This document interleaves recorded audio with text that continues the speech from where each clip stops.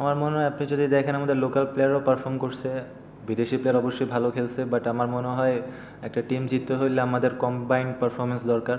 বিদেশিও ভালো খেলতে হবে, লোকাল পারফরমেন্সদের উপরও অনেক নির্ভর করে। সো আমার মনে হয় কম্বাইন্ড পারফরমেন্সের জন্য আমরা ওয়েট করতেছি, ইনশাল্লাহ এটা নেক্সট ম্যাচই হবে। না এরকম কিছু না, হেলস যাওয়ার পরও আমরা 3টা ম্যাচ জিতছি, তো আমার মনে হয় কিছুটা মোমেন্টাম হারাইছি আমরা।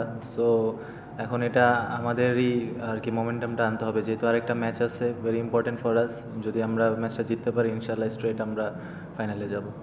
ভুল ত্রুটি ছিল টিমে, হয়তোবা কিছুদিন আমরা ব্যাটিং খারাপ করছি, কিছুদিন বোলিং খারাপ করছি, অল ওভার আমরা একসাথে ভালো একটা মানে কম্বাইন্ড পারফরমেন্স দিতে পারি নাই। হোপফুলি নেক্সট ম্যাচে ইনশাল্লাহ আমরা একটা কম্বাইন্ড পারফরমেন্স দিতে পারবো। না না, স্টিল তো আমরা এখনও 2-এ আছি, আমার মনে হয় আমাদের হাতে আরেকটা ম্যাচ আছে, আর ইনশাল্লাহ আমরা কালকে আমাদের বেস্ট ক্রিকেটটা খেলবো। আর আমরা যদি প্রসেসে থাকি ইনশাল্লাহ রেজাল্ট আমাদের পরেই আসবে। না এটা স্বাভাবিক, একটা টুর্নামেন্ট যখন শুরু হয় তখন তো উইকেট ভালো থাকে, আস্তে আস্তে যত টাইম যায় তত উইকেট একটু স্লো হয়, একটু ড্রাই আউট করে। সো এটা ন্যাচারাল যে রান কিছুটা কমবে। আসলে আমরা তো আনলাকি হঠাৎ করে ফুলদিলের ডাক পাওয়াটা, ফুলদিলের 7 তারিখ বেরোতে ছিল, সো আমাদের টিমটা সেট আপ ছিল।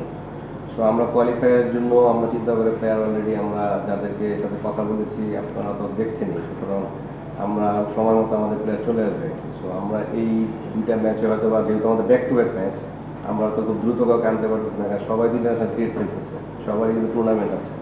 সেই সূত্রে আমরা মনে করতেছি যে খুব দ্রুতই অথবা কালকে ম্যাচটা আমাদের অপেক্ষা করতে হবে, 3 তারিখে আমাদের যোগাযোগের জন্য যতগুলো নাম আসতেছে আপনারা শুনতে পাচ্ছেন, সবার সাথে আমাদের কথা হচ্ছে।